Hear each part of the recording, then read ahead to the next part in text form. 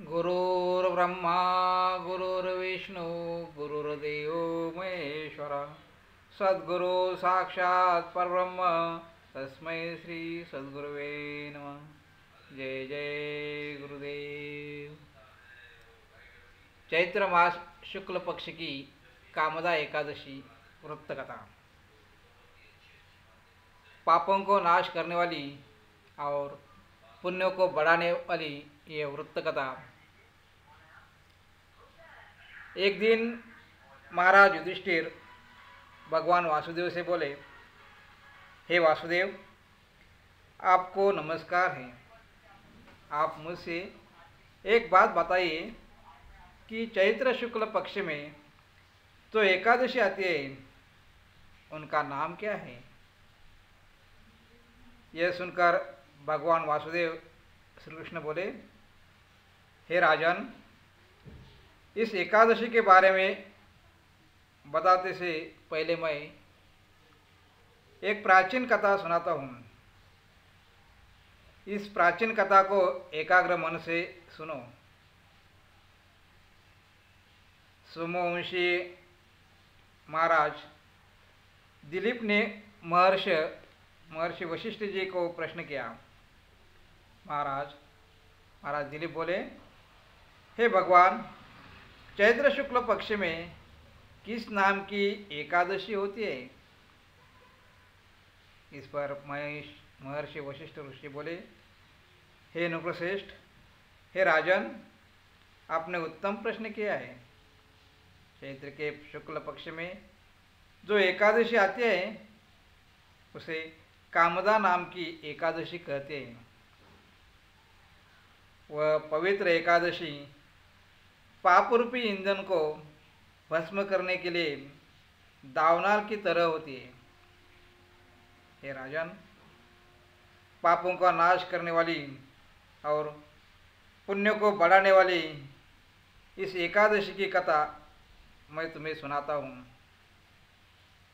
ऐसे बोलकर भगवान वशिष्ठ ऋषि जी महाराज दिलीप से बोले, प्राचीन समय में सुवर्ण और रत्नों से सुशोभित रत्नपुर नाम का एक नगर था।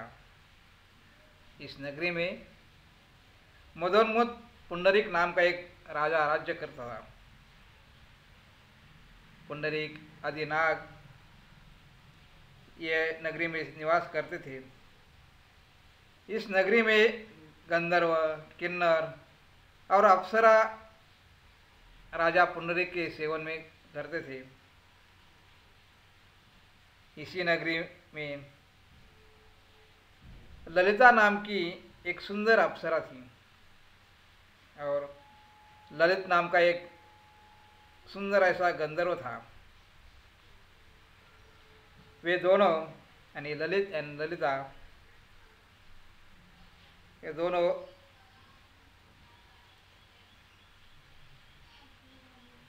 ललित और ललिता प्रेम से युक्त और धन से धान्य से भरे हुए अपने घर में सदा क्रीड़ा करते थे। ललिता के हृदय में सदा अपना पति यानी ललित बसता था। वैसे ही ललित के हृदय में अपनी पत्नी यानी ललिता सदा निवास करती थी, यानी कि दोनों आपस में बड़े प्रेम से रहते थे। एक दिन राजा पुंडरीक और सभी नाग गंधर्व क्रीड़ा कर रहे थे और उसी समय ललित गंधर्व अपने स्त्री के बिना गान कर रहा था। उसे अपने ललिता यानी पत्नी की याद आई। ललिता की याद करते हुए ललित बेसुर गाने लगा, यानी पत्नी की याद आते हुए उसका गाना बेसुर हो गया। इस सभा में कर्कट नाम का एक नाग था। वो संगीत के बारे में बहुत जानता था। उसने ये ललित का बेसुरा गाना सुनकर उसके मन में आया और उसने उस ललित के बेसुर गाने का भेद समझ गया और उसने ये बात महाराज पुंडरीक नाग से जाकर सब वृत्तांत कह दिया। यह सुनकर राजा पुंडरीक को बहुत क्रोध आया। उनकी आंखें लाल हो गई। उसने क्रोध में कामातुर हुए ललित गंधर्व को शाप दिया। राजा पुंडरीक बोले, हे दुर्बुद्धे, तू मनुष्य को खाने वाला राक्षस हो जा। यानी मनुष्य खाने वाला राक्षस का उसका शाप दिया, क्योंकि तू मेरे सामने गाना करते हुए अपने स्त्री के वश में हो गया। महर्षि वशिष्ठ आगे बोले, हे राजन, उसके वचन से वह राक्षस रूप हो गया। उसकी भयंकर मुख और बुरे नेत्रों को देखने से डर लगता था। वह ऐसा राक्षस बन गया कि वो उसका मुख भयंकर हो गया और नेत्र भी देखकर डर न लगने लगा। उनकी भुजा 4 कोस लंबी और मुख तो कंदरात के समान था। सूर्य चंद्र के समान नेत्र, पर्वत के समान गला, गुफा के समान नासिका के छेद और 2 कोस लंबे ओठ थे। उसका शरीर 8 योजन ऊंचा था। इतना बड़ा वो राक्षस हो गया, मनुष्य का खाने वाला राक्षस। इस प्रकार वो राक्षस हो गया।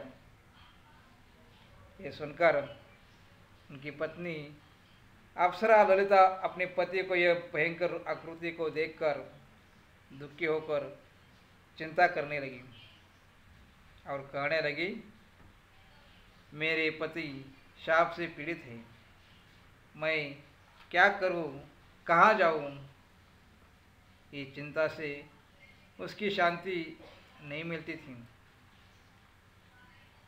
वो दोनों ललिता और ललिता कठिन वन में घूमने लगे।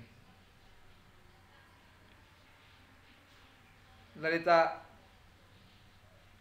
अपने पति को देखकर बहुत चिंतित हो गई थी। ललित राक्षस निर्दयी, पापी, कुरूप और मनुष्यों को खाने वाला हो गया। शाप से पीड़ित होकर उसे रात दिन सुख नहीं मिलता था। उसकी पत्नी ललिता अपने पति को ये दशा देखकर बहुत दुखी हुई और रोती लगी। उसके साथ गंभीर वन में घूमने लगी। यानी ललित और ललिता दोनों ही अपने गंभीर वन में घूमने लगे। एक समय ललिता ने विंध्याचल पर्वत के शिखर पर श्रृंगी ऋषि का परम पवित्र आश्रम देखा। ललिता शीघ्र ही वहाँ गई और नम्रतापूर्वक महर्षि ऋषि श्रृंगी को बोली। उसको देखकर मुनीश्वर बोले, हे कन्या, तू कौन है और किसकी बेटी है, किस लिए यहाँ आई है, ये मेरे सामने सत्य कह। उस पर ललिता बोली, महाराज ऋषिवर, विरंधवा नाम का महात्मा गंधर्व है, उसकी मैं बेटी हूँ। ललिता मेरा नाम है। हे महामुने, पति शाप के दोष से राक्षस हो गए हैं। हे ब्राह्मण, उसका भयंकर रूप और बुरा आचरण देखकर मुझको सुख नहीं है।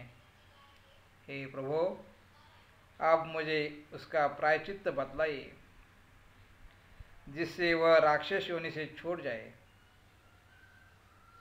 यह पर ऋषि बोले, हे कन्ये, चैत्र मास के शुक्ल पक्ष की कामदा नाम की एकादशी है। इसका व्रत करने से मनुष्यों की इच्छा पूरी होती है। मेरे कहने से विधि पूर्वक उसका व्रत करो। इस व्रत का पुण्य अपने पति के लिए दे दो, उससे उसका शाप क्षण भर में दूर हो जाएगा। हे राजन, मुनि का यह वचन सुनकर ललिता प्रसन्न हुई।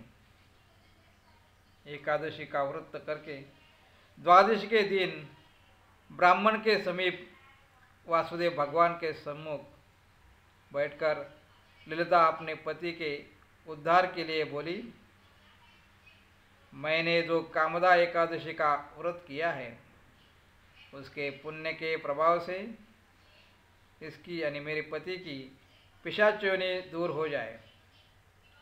उस समय ललित राक्षस योनि में बैठा था।